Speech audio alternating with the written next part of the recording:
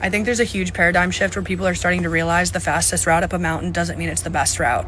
This day and age, money and wealth is very accessible without a college degree to anyone, as long as you pick up a phone, start yapping at it, and then have some type of link in your bio where people can buy something, honestly.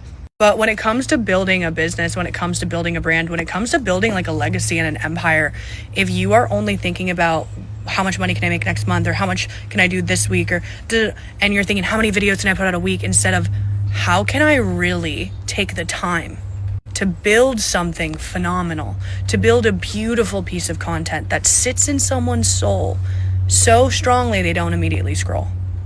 If you can build that, that is where legacies are built. Legacies are not built like the rabbit. Legacies are built like the tortoise. And by the way, the whole point of life is never, ever at the destination. It's on the journey. Because if you're always focused on quick, it means you're trying to get somewhere, which means you can't appreciate here. And once you get there, you're just going to have another new there. So you're constantly going to be almost this hamster wheel that's chasing this cheese, because they're always placing the goal right away from themselves. And that is why there's so many millionaires or billionaires who sell their companies and they're like, why am I so depressed? It's because you lost the whole point. If you want to live a great life and you want to also build something great, try to focus on quality over quantity. Try to focus on something that'll stand the test of time over something that's here today, gone tomorrow.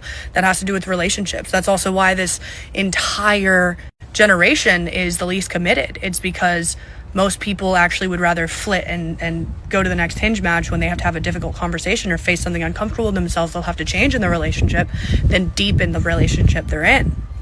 But the most beautiful relationships I have been the ones where I have had to have conflict and repair over and over and over again, and it's built the most beautiful bonds that I couldn't even think a second to give up.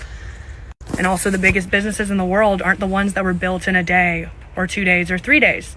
And with AI, they're all trying to sell you that this can happen, but the truth is it's like, if you remove the joy of creation from life, you remove the joy of life. Sometimes there is joy in the building, in the difficulty, in the time it takes you to figure out a problem. Sometimes there's joy in that. And I fear that that's also being taken away as well with the quality of things we're seeing because of speed. And it's like, guys, take the slow route. You'll still get to the top and you'll actually get to enjoy the view. And you won't cut your knees up and get to the top so exhausted that you'll pass out for a week. Take it from me. Toodles.